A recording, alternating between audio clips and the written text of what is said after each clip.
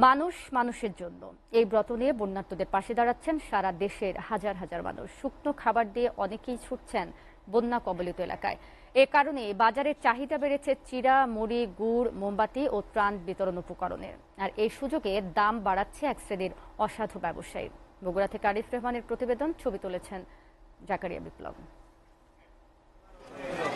হঠাৎ বন্যায় দেশের পূর্বাঞ্চলের 11 জেলার 10 লাখ পরিবার পানিবন্দী।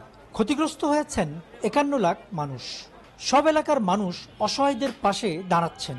খাবার হিসেবে চিড়া, মুড়ি, গুড়, বিস্কুট কিনতে বাজারে ভিড় বেড়েছে। হঠাৎ চাহিদা বেড়ে যাওয়ায় বগুড়ার বাজারে চিড়া প্রতি কেজি 10 টাকা, গুড় 10 থেকে 15 টাকা, মুড়ি 6 থেকে 8 টাকা কেজিতে বেশি বিক্রি হচ্ছে। মোমবাতি প্রতি ডজনে 20 টাকারও বেশি বেড়েছে। ত্রাণ হিসেবে ব্যবহৃত পণ্যের সংকটও শুরু হয়েছে বাজারে।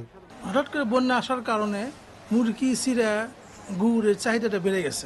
চিড়া, গুড় এগুলো খুব বেশি যাচ্ছে, যার জন্য সামান্য একটু দাম বাড়তি হয়েছে। দুর্যোগের কারণে, তারপরে বর্ষার কারণে, এই কারণেই একটু বৃদ্ধি হয়েছে। আমাদের বন্যা পরিস্থিতি খুব খারাপ, সেই ক্ষেত্রে শিক্ষার্থী, শিক্ষক, আদার্স অন্যান্য জনেরা আসে সহযোগিতার জন্য মমটা বিক্রিটা একটু বেশি হচ্ছে। ত্রাণের কারণে গুড়টা বেশি চলতেছে। এবার বন্যার্তদের সহায়তায় নেমেছে ছাত্র, শিক্ষক, আলেম সহ সামাজিক সংগঠন। সাধারণ মানুষের সাড়াও মিলছে ভালো।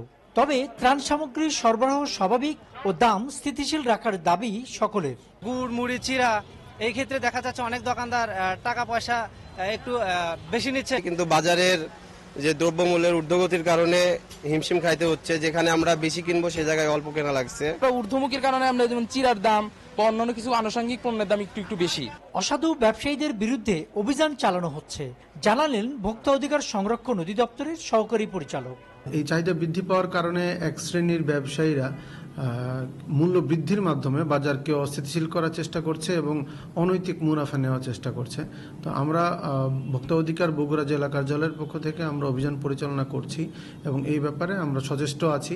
আর আমাদের কাছে যদি সুনির্দিষ্ট তথ্য থাকে আপনাদের কারোর কাছে, তাহলে অবশ্যই আমাদেরকে জানাতে পারেন।